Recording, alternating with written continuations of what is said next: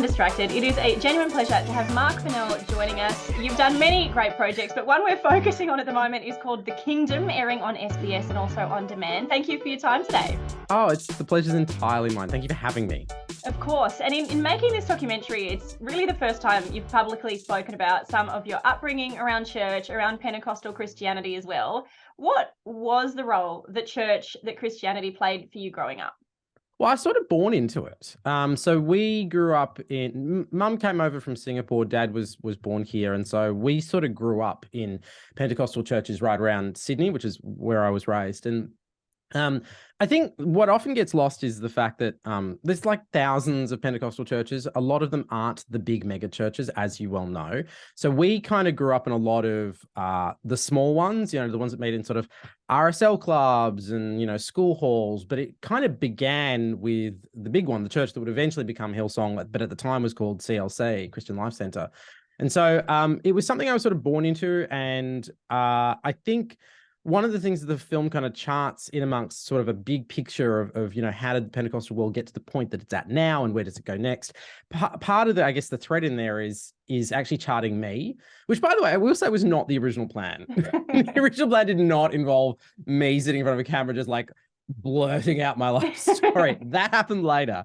And I think it was an interesting process for me because I did leave. Like I left the church when I was relatively young, sort of 19, 20-ish.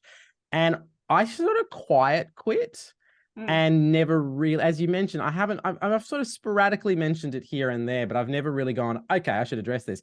And I realized I had a lot of unaddressed feelings about it.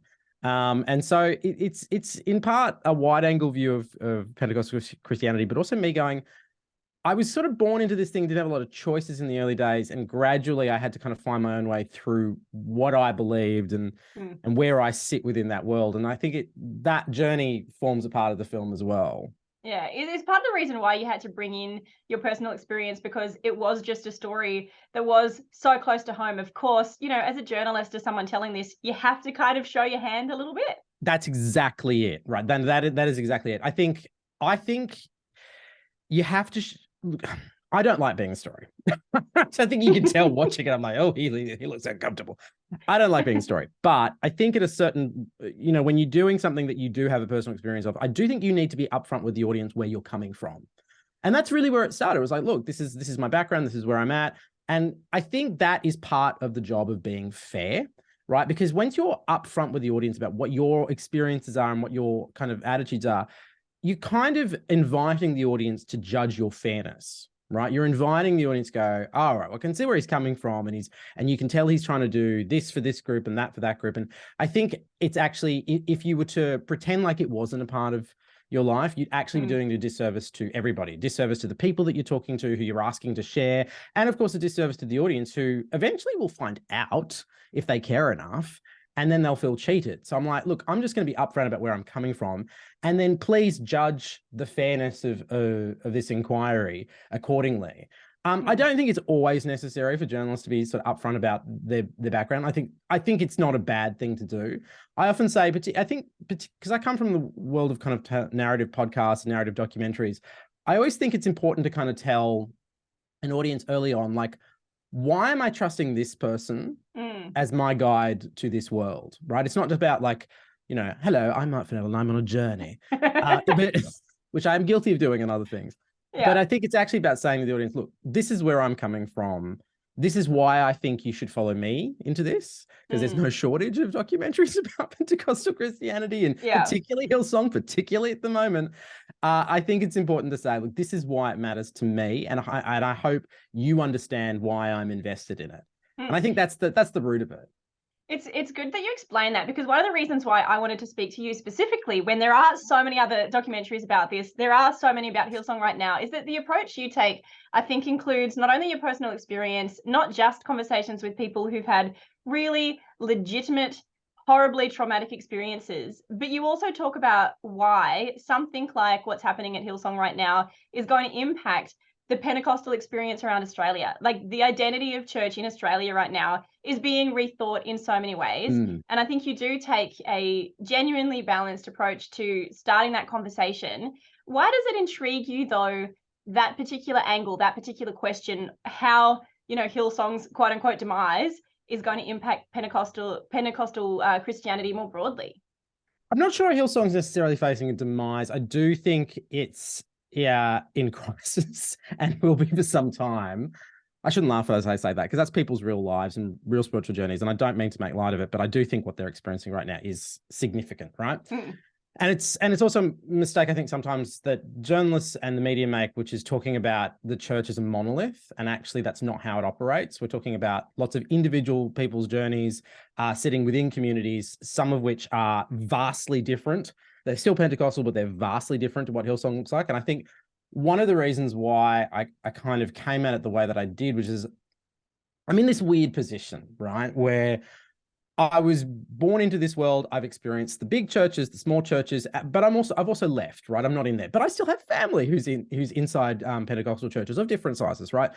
And I remember when I was growing up, and you would start to see the negative stories about Hillsong kind of in the sort of, you know, late 90s, early 2000s. And I think what always struck me is that the thing you saw on TV, whilst legitimate, like there were real concerns about, you know, money and coercive behavior. I think those things are really important to talk about. But the world that you saw on those news reports, and it's true now, bore little resemblance to the thing that people rocked up to on Sunday, or cell groups or connect groups. And I was like, that world that is being portrayed on television feels quite different to the thing that I experience. And similarly, I think on the other end, you'd go into kind of groups and you'd be part of youth groups, and there'd be conversations about things in this world that were not great, that could use work. I'm being very diplomatic there. But there was this sort of and I don't want to speak about the entire church, because again, it's not a monolith, but there is a sort of a thick vein of toxic positivity, which prevents, I think, real change on issues that do need to be addressed. So what you have here is an internal world that has the potential to be quite stymied. And again, some churches have dealt with these issues in really effective, public, transparent ways. And I think it's important to acknowledge, but there is still an issue. I think it's safe to say there has been issues. So internally, there's this thing stymieing progression, and externally, everything just looks like an attack, right? And it's like, okay, well, I'm in an unusual position where I'm probably one of the handful of people, you know, of a degree of profile in Australia where I feel like I can kind of interpret both worlds. So that was my kind of starting point. I was like, how do I do something? To be absolutely honest with you, like, it's more important for me that Christians watch The Kingdom than anyone else, because it's their lives that are affected by these issues. Like, people can watch from outside, and you know, whenever you see stories about church, it's like you can kind of tell that they're like, sitting underneath it is this like little thing of like, look at them, the freaks. And I just don't like. Whilst I think you can have a reasonable exploration about what's gone badly and why people are attracted to it, without necessarily attacking people's faith. And I say that as a non-believer. Do you know what I mean? I think you can do that. And that was something I felt was missing. I felt like that examination of what happens to everyday Christians, told from somebody from the outside, but who cares enough to like respect people. I don't know. I say it out loud and it doesn't sound like that big an achievement, but it's all you need to do is like look around and go, there's actually not a lot of that coming from the secular world, right? I know there's really great journalism that happens inside the Christian world, but there's not a lot that comes from the secular world. I was like, okay, well, hold on. Why? And why not? And can we fix it? And that was the gambit. And it's probably how people wrestle with the dilemma. Like, I know this for a lot of people of a Christian perspective and also otherwise. Like, how do you deal with the dilemma of the fact that alongside the brokenness, you also have, as the Kingdom points out in some ways, you've got these people who have found genuine life-changing community. They have found something that has given them purpose and an anchor and all of this sort of stuff. When you see that tension, those two things coexisting, what's your response to that kind of great dilemma? Well, I guess I was that tension, right? So I, towards the end of high school, my parents' marriage sort of disintegrated, and I just sort of subsumed myself and I sort of got myself pseudo adopted into a bunch of church families, the youth group I was going to at the time. And I make no bones about this. They saved my life. They represented, I don't know if they knew what they were doing, but they represented the best of what this faith could be. At the same time, I had all these lingering questions that were going unanswered about faith, about God, and things like that. So these things can coexist. And I actually think it's interesting that we frame it as a tension, because I'm actually not sure that it is one. I think what it is both of these things can be true at the same time. And they can be true because it's not a monolithic faith. It's not a person sitting on high. Well, okay, this is where I get myself in trouble. They're in terms of humans, there's not somebody sort of architecting the whole thing, right? So I think you have to acknowledge that, like it or not, the church is still made up of people, right? And we bring our emotional complexity into those worlds. And you know, in the case of me, we take it outside of those worlds as well. And I think so long as humans are part of the equation, there's going to be a range of experiences, right? And I think the job of somebody like me is to go, I cannot, you know, in a 90-minute film, I cannot convey all of the experiences, but what you're looking for is, you know, key experiences that illuminate the whole, right? So and I think to do that effectively, you have to show why people have been drawn into this world. You know, we're talking about I guess a denomination that at one point was the fastest growing Christian denomination in this country. Not only that, I mean, like it or not, whether people like Hillsong or not, it is one of Australia's greatest exports. You know, like we're talking, you know, millions of people, not just in Hillsong churches, sing Hillsong songs every week around the world. They sent churches all around the world. Yeah. You know, as far as Australian exports go, it should go like Iron Ore, Hemsworth Brothers, Hillsong, right? Like in terms of like effectiveness. So I think we have to acknowledge that it was, and to some extent still is, something that attracted lots of people. So you have to kind of, beyond just saying, oh, they've got good music and nice lights, there's something else there, right? And I think that's the other thing, that when, you know, stories about Hillsong are done, that it always kind of comes back to the same ideas of, you know, bright lights and music and, you know, the same power chords. And it's not, and I think that misses the trick, because that's part of it, no doubt. But there's something else there that keeps people, and you have to examine that. And I think it was like, well, you can't, if you are telling the story of the kingdom, you can't, I think it's important to talk about people that have had a bad experience, yes, but you also have to kind of understand, why was it something that grew so effectively for so long? And what did that take? Who did that serve? Those are real questions worth asking. But I think you have to kind of go, if you're going to call something the kingdom, you have to take the wide angle view of it. Yeah. And so as you really looked at church life, you know, in the Hillsong context and beyond, and in your own personal journey, decided to say, no, this is not for me. What were some of the things you were seeing that made you want to take a step back? It's interesting. I feel like this film would have been a lot easier narratively to construct if I had had some defined, like, horrific experience, as so many people do. Like, I don't wish that on anyone, obviously, but it, like, I think one of the reasons why it was tricky to make is, so I'm the only person, so we have a small team that make documentaries in this unit that I work in. And I'm the only person that has any background in church at all. And they've all known me for about 10 years, right? So they've all known me for a really long time. And I think it kind of was a surprise to them when that it sort of bubbled up. Oh, wait, you were raised, really? Yeah. And I think what I encountered as that was enough for us to go, I think this is a good space for us to explore. So we started looking, Elise, the director, started looking into different interviews, and we started shooting interviews. And what actually happened was, I started having very weird reactions. I would get to the end of interviews and be like in this slight fugue state of like, "Ooh, it feels like I'm being transported back to childhood." And I realized pretty quickly that I hadn't explained to anybody what my relationship was. And then they were like, "Okay, we need to sit you down in front of 3 cameras," and everyone just fired questions at me. But so, what was your childhood like, and where did you go, and da da da da. And that was probably the first time in 17 years that I actually sat down and addressed why. Like, I had mentioned it in other interviews in passing, but that was probably the first time I actually interrogated why, because it was surprisingly easy to quite quit. It was surprisingly easy to just not rock up.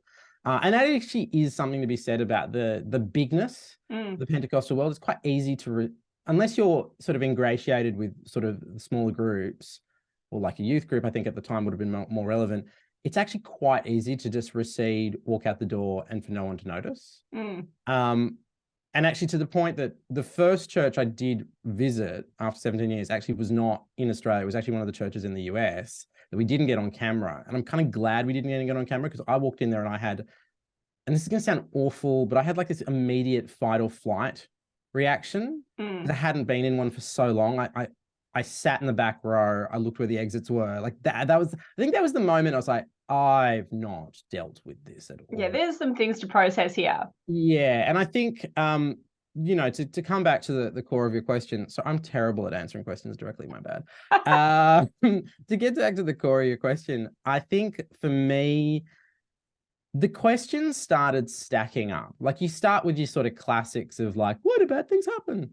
And then eventually you kind of graduate to, you know, a whole bunch of issues. You know, does God really feel that way about queer people? And does, you know, like, where do we stand on the no sex before marriage thing? Is there wiggle room there? Did we actually create the world in 7 days? Or are we going with an allegory on that? And those questions just started stacking up. But the biggest question out of all of that was, for me, quite simply, why can't I feel you? Why, you know, like, I was raised in a world where you'd have people speaking in tongues, and, you know, we had, like, you know, intercessory spiritual warfare in my living room as a kid. You know, I'm the only kid who went to school who regularly had demons being kicked out of his living room on the reg. And it is a fact, you know, some people may agree with this or disagree with it, but Pentecostalism is a faith built on feeling. Like, the music, the lights, that is about getting you to a feeling. And if you don't feel it, if you, and particularly if you're looking around and everyone else is having these important spiritual moments and you're not, it's very hard. I faked it for a long time. I faked it for a long time. And I think I reached a point where it's like, I don't understand why I'm doing this anymore. And that was really, you know, like, it was on one hand hard, and then also a release, because to no longer feel like I had to fake it anymore was kind of a relief. Because, but again, I don't, you know, that's not, I think it's a me thing rather than a make judgment on other people's belief thing, if that makes sense. Like, it was clearly not working for me, but I can't deny what was happening to people around me. Like, I don't think they were faking. So I think that's where the complexity comes in. I'm not denying other people's experience, but I did reach a point where I was like, I actually can't fake this anymore. And when I heard you talking a little bit about that in the kingdom, part of my thinking was, I wonder, because as a whole, overall in this 90 minutes, a lot of the conversation is about the experience of church, the services, the machine, the quote unquote business of church. There's not really much conversation about Jesus or the central teachings of Christianity. This isn't a documentary that analyzes those fundamentals necessarily, but what is happening within the structure of church and how that is potentially affecting people's lives. Do you think that is maybe one of the underlying flaws in this whole thing, is that sometimes the actual experience of church is getting in the way of what we talk about around Jesus, around the actual core foundational beliefs of Christianity? Yeah, there's a line that one of the contributors in the film, who, you know, who's an ex-Hillsonger, I'm assuming that's the term we're going with for them. Sure.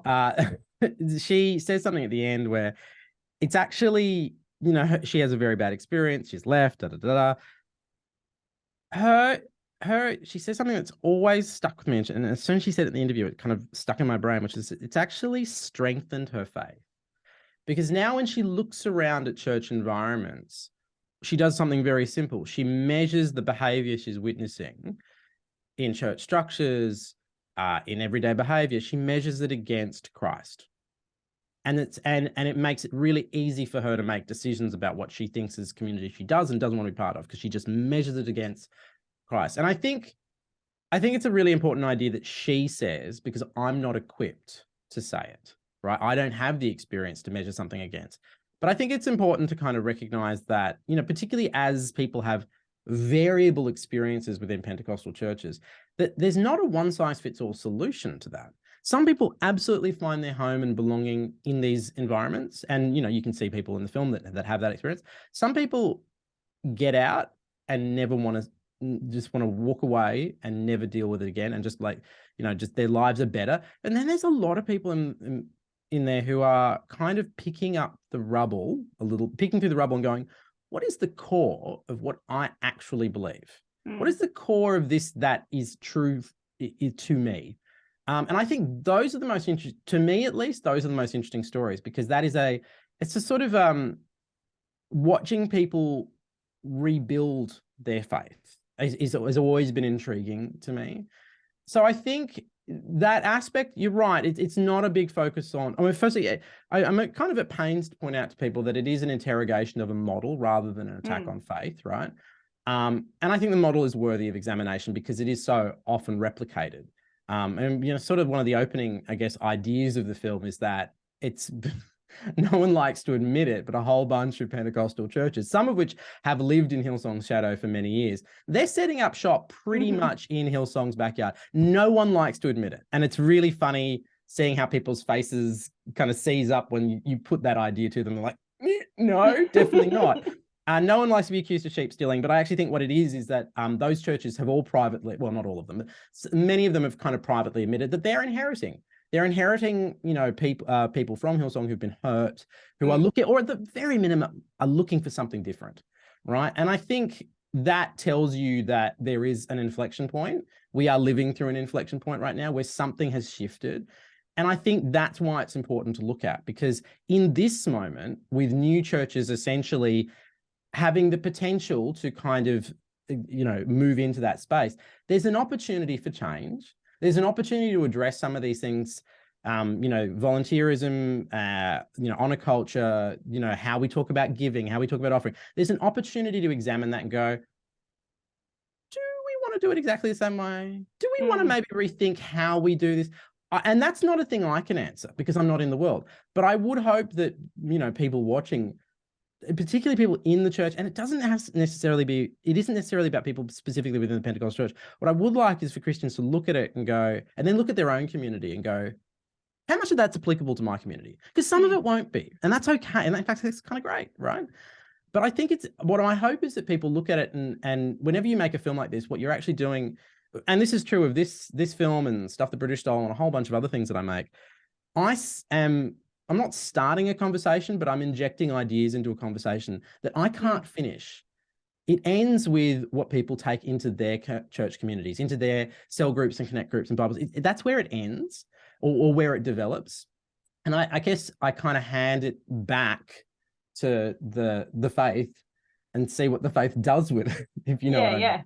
Yeah, it's like two thoughts come to mind. The first is that I feel like just as you felt like, you had to hold this experience back because, as I've heard you say previously, you don't want people to sort of tie you with that brand of you've had this experience and you can't necessarily share with it. Like on the one hand, I think you're going to be prompting people to go, hey, this has been my experience. I held it back, but now I feel comfortable talking about it. Yeah. But then I also think too, like in so many ways, it may be uncomfortable for you to think about it this way, but when you don't feel God, I think it's also intriguing for people like yourself that actually in a way prompt necessary conversations. I think that there would almost be a sense that it's like you're in a way operating as a kind of, I don't want to say like the voice of God, but it's like I feel like that ends badly for me. That ends badly for all of us when we say that. But I just go like I feel like God could almost be in a way like using your abilities and the capacities you have to actually prompt conversations that he's like, yes, please ask these questions, please do this kind of work.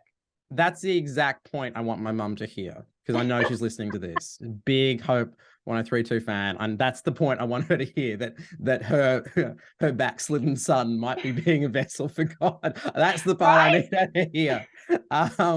No, I think that's very first I think it's very kind and generous of you to frame it in those terms. I'm not sure. I would hope, look, my intention whenever I make a film or a TV series or a documentary is a basic principle of as much as possible do no harm. But, the fact of the matter is the mere act of talking about things that have been hurtful, it can't help but bring rise to uncomfortable feelings. And I think what is notable about this film is nobody is more uncomfortable on screen than I am. So I'm not doing anything, we're not doing anything to anyone else that I haven't been subjected to myself. But look, I guess my hope is that it's a tool for change. Like I said, I'm not I would not be party to an attack on people's faith. I don't, whether this faith or any other, but to be clear, like my attitude to any faith is, if you have something that helps you move through the world, helps you make sense of the world, and you're not doing harm to others, crucial point there, then I'll back you. Right. And that's true of any faith. The do no harm to other things, I think, is possibly where some people of faith do not cover themselves with glory. And again, that's not specific to Christianity. It's kind of covered in a few different faiths. But if I think it was important to kind of recognize that this was not an assessment on the belief itself. It's how did this movement that, you know, to a large degree was born out of Australia, right? Because I think the other thing is whenever Hillsong is covered by Americans, they have this lovely way of making it very much about America. And it's not, we, like it or not, we're responsible for this particular thing, right? So I think it's important that there's an Australian perspective on it. And certainly the film does take you to America, and we speak to Americans as well. But I think it's important that it's told from an Australian perspective, and we go, we're kind of responsible for this thing, the good and the bad. Well, and I think it's kind of ours to solve to some degree. I think so. I think there's a range of reasons why I felt like it was important to approach it in that very particular way that we did. Well, let me ask you this question to wrap it up then, Mark. In narrowing it down to just the Pentecostal arm of Christianity, is that what the experience here is? What do you think Pentecostal Christianity could do better? If there are these other churches that are going to inherit all of the people that may be deciding to do something differently, what should be the difference about the church, about the kingdom going forward? Well, I'm going to speak in general terms with an acknowledgement that I think some churches already do this. A church community, there was a time in the history of Pentecostal Christianity actually where there was much more governance given to the congregation. And I think at a certain point, this sort of cult of personality that is not, you know, unique to Australian Pentecostalism. I think cult of personality has been an issue for a long time, allowed a really concentrated sense of power in a handful, and that created problems. The liberties were taken, and I think more control and governance by the everyday membership of churches, I think, and transparency and accountability around that is important. I recognize this is happening, by the way. Lots of churches are doing this, but it's clear that there is still some work that needs to be done. I also think I wrote in an article that I worry that lots of Christians won't watch it because they'll instantly view it as an attack. And I think it's important to note that questioning is not by its very nature an attack. Questioning when things hurt people, questioning whether, you know, the way you ask for an offering is coercive, questioning whether this sort of unrelenting positivity around people volunteering their time with, you know, very unhealthy boundaries, that's not ungodly. What would be ungodly is to ask the question and not give answers.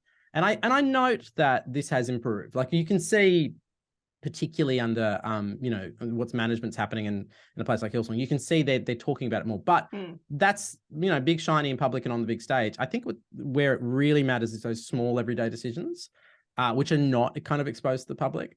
And I think a culture of questioning, a culture of asking, is this right? Is this fair? Is this what, you know, your God would want for this structure? I think that's good. I think it's good, and I think it should be built into the DNA of faith communities, because it I know the phrase "it's a journey." It's a bit, it sounds like MasterChef. It's like I'm on a free journey. I know that's overused, but all journeys are built out of questions and answers, right? Want something, learn something, arrive at a discovery, more questions, keep moving. Like that's how they operate. And I think that should be something that's encouraged, not discouraged. And the impression I got from talking to lots of people is that is not the case in some faith communities. Again, he's trying not to, paint in too broad a brush here. So I think it's important that questioning, and I think making questioning part of the culture and encouraging it is good. And I think you're right in saying that we're definitely at a turning point, an inflection point where these conversations are happening more, and where the next sort of generation of churchgoers are saying, hey, yeah, we do want to ask questions. We do want to have that permission to think about things in a way that maybe we haven't up until now. So Marc, thank you so much for your work in bringing the kingdom to screens, and also in the way that you've approached our conversation today. Really appreciate it. The pleasure's entirely mine. This was the conversation I was most hoping to have. Like when we put it out, oh, no word of a lie. When we put it out, the first thing I said is I want to talk to Hope. Because I think, I think, given the city that Hope talks to, right? And, the pieces of the puzzle that fall in Sydney, it was the most important to me to talk to Hope out of everybody for this particular film. So I'm hoping that people my hope is that people kind of hear this, understand the complexity of where I'm coming from, but also like the hope and intention behind the film. And I hope it starts something that ends up being positive, that ends up changing people's lives for the better.